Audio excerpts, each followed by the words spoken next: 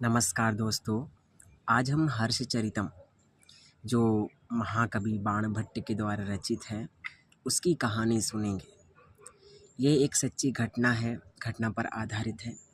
और जो सच्ची घटनाओं पर आधारित जो महाकाव्य होते हैं या काव्य होते हैं या गद्य काव्य होते हैं, ये तो गद्य काव्य है। तो गद्य उसको क्या बोलते हैं? आख्यायिका बोलते हैं।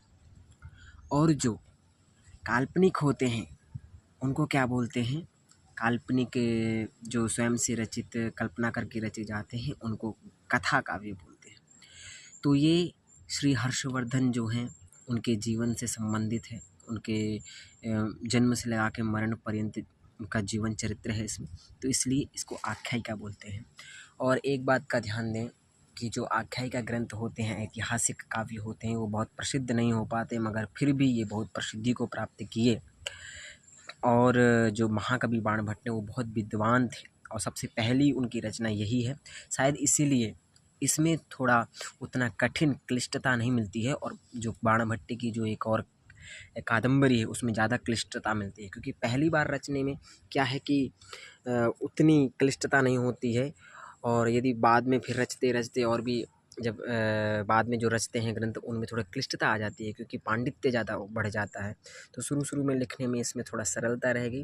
तो जो कादम्बरी है वो बहुत क्लिष्ट है, उससे सरल है थोड़ा। तो ये बाणभट्ट के द्वारा रचित है। इसमें 8 उच्छ्वास हैं। और बाणभट्ट के जीवन परिचय, उन्होंने अपना जीवन परिचय दिया है 3 उच्छ्वासों में। 3 नहीं बोलेंगे, 2.5 से ऊपर बोलेंगे।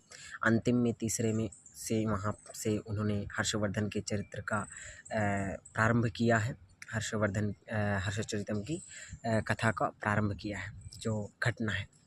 तो हम जानेंगे कि जो बाणभट्ट हैं उनकी उत्पत्ति कैसी हुई, बाणभट्ट जन्म कैसे लिए, और फिर इसके बाद में वो इतने पंडित कैसे बने, और यहाँ तक का सफ़र उनका कैसा रहा। और फिर उन्होंने ये हर्षचरितम जो है ग्रंथ, उसकी रचना उन्होंने की। तो इसकी घटना क्या है ये संपूर्ण हम जानेंगे। तो देखिए, स्वर्गलोक में एक बार ब्रह्मा जी सभी के साथ में बैठ कर के संगोष्ठी कर रहे थे। वहाँ पर इंद्र भी थे, वहाँ पर दुर्वासा ऋषि भी थे, और वहाँ पर ही वो जो सरस्वती हैं वो भी थी। तो क्या हुआ कि ऐसे संगोष्ठी में एक बात चली कि जो सामगान है वेद में, तो उसके बारे में उन्होंने कहा।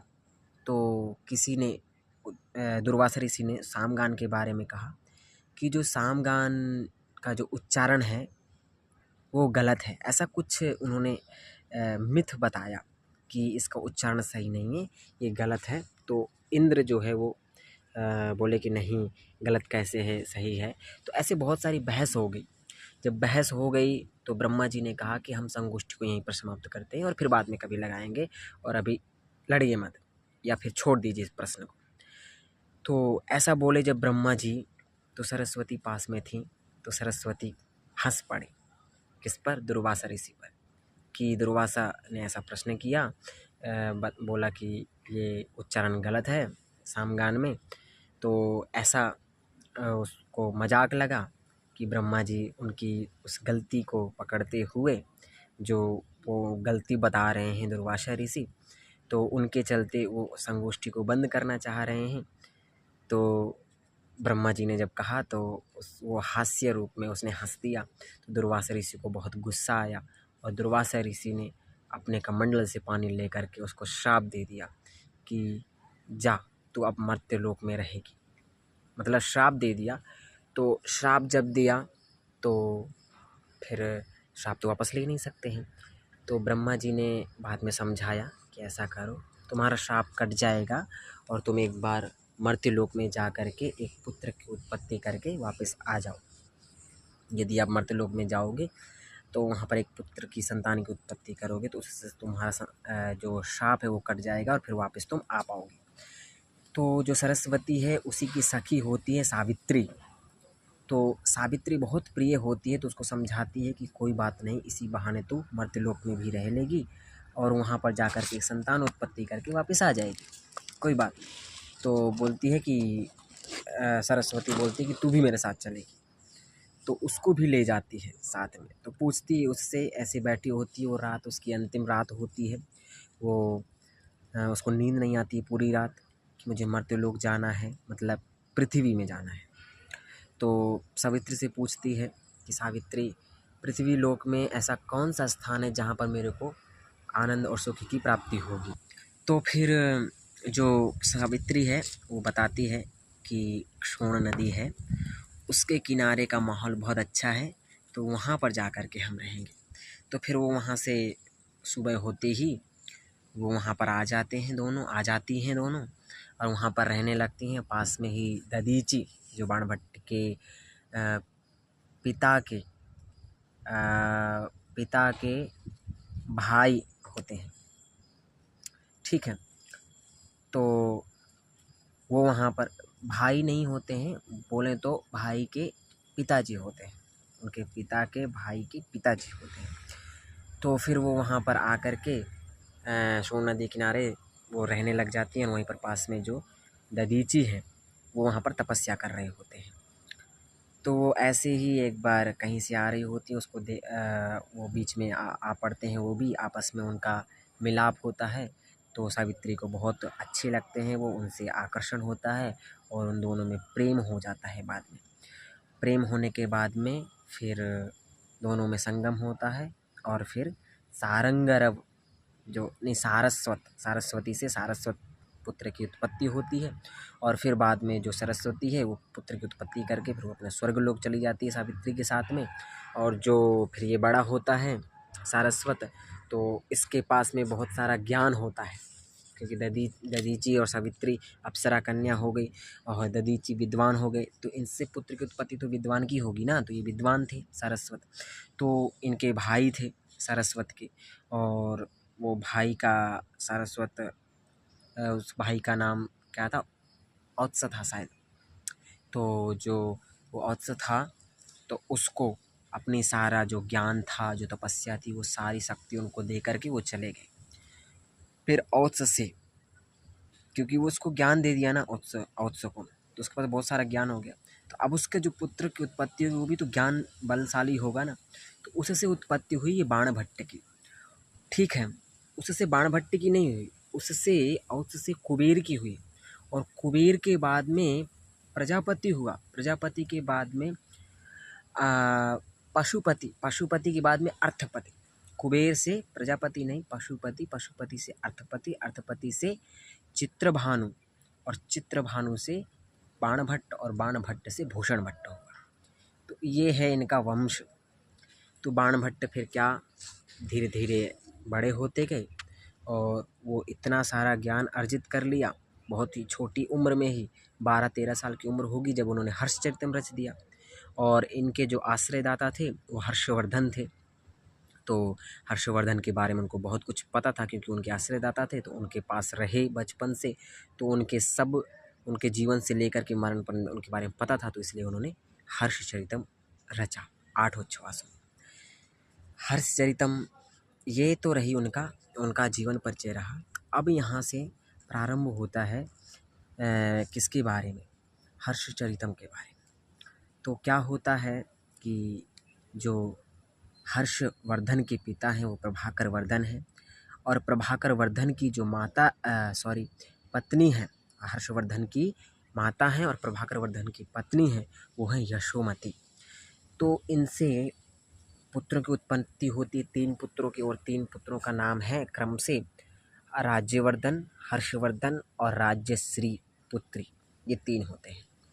तो एक बार क्या होता है कि एक हूण नामक राजा जो है वो उत्तर से इन पर आक्रमण कर देता है, और इनके पिता जो हैं ये बूढ़े होते हैं और अस्वस्थ होते हैं। तो इसलिए इनके पिता पहले ही राज्यवर्धन को अपना राज्याधिकारी उत्तराधिकारी बना दिए होते हैं। तो ये उनसे लड़ने के लिए जाते हैं, किससे, हूण से। तो लड़ते समय क्या होता है कि वो तो वहाँ पर होते हैं और पिता घर पर होते हैं। तो पिता की बहुत हालत ख़राब हुई होती है, तो इसलिए इनके पिता की डेथ हो जाती है, मृत्यु हो जाती है। और वो वहाँ पर युद्ध लड़ रहे होते हैं, यहाँ पर इनके पिता युद्ध लड़ रहे होते हैं, और लास्ट में युद्ध मतलब अपने जीवन से युद्ध लड़ रहे होते हैं, और इनकी भी मृत्यु हो जाती है। तो ये राज्यवर्धन यहाँ पर होते हैं जब उनकी मृत्यु होती है। फिर बाद में वो युद्ध से वापस आते हैं तो अपने पिता का अंतिम संस्कार वगैरह करते हैं। और फिर पता चलता है कि ऐसे शोक अवस्था में ऐसा अवसर पा कर के जो मालवाधीश है वो उग्रश्रवा उग्रवर्मा जो राज्यश्री है इनकी बहन, उसका पति होता है, तो उसको मार देता है छल से। तो फिर राज्यवर्धन को बहुत गुस्सा आता है, बहुत क्रूरता चढ़ती है। तो ये जाता है उससे लड़ने के लिए, किससे? मालवाधीश से। तो मालवाधीश का जो मित्र होता है गौड़ाधीश, तो वो रास्ते में ही गौड़ाधीश राज्यवर्धन को छल से मार देता है। तो फिर बचता है केवल कौन? हर्षवर्धन। तो हर्षवर्धन बेचारा अकेले बचता है, तो उसका बहुत खून खौलता है और बहुत बलशाली भी था। तो जो हर्षवर्धन है फिर वो युद्ध के लिए तैयार होता है। क्या होता है कि युद्ध के लिए तैयार होता है, राज्याभिषेक उसका होता है। जो भी आपको पता ही होगा, राज्याभिषेक में हवन इत्यादि होता है, ब्राह्मणों को दान दिया जाता है, उनको पगड़ी पहनाई जाती है, तिलक लगाया जाता है, सब कुछ। राज्याभिषेक के बाद में वो जब युद्ध के लिए निकल रहे होते हैं, यहाँ से सप्तम उच्छ्वास प्रारंभ होता है, युद्ध के लिए निकल रहे होते हैं, तभी एक उनसे ब्राह्मण आकर के बताता है कि जो राज्यश्री है उनकी बहन, वो उग्रवर्मा की मृत्यु के बाद में उसको मालवाधीश ने उसको बंदी बना करके अपने कारागार में रखा था। तो वहाँ से वो छूट करके विंध्याटवी के लिए निकल गई है। तो उस पहले वो वहाँ पर जाता है अपने बहन से मिलने के लिए।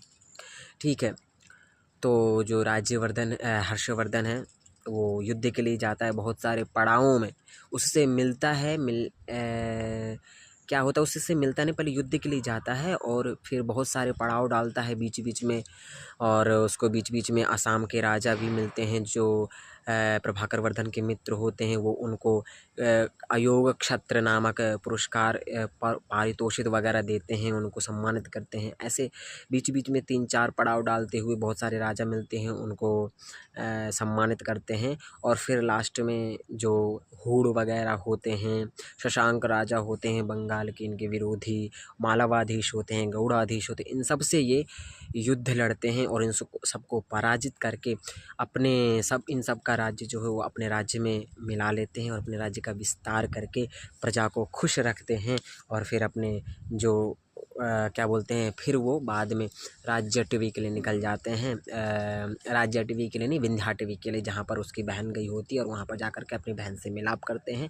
और फिर बाद में जो पूरी प्रजा है वो सुख से रहने लग जाती है। तो ये है यहाँ तक राज्यटवी जो है।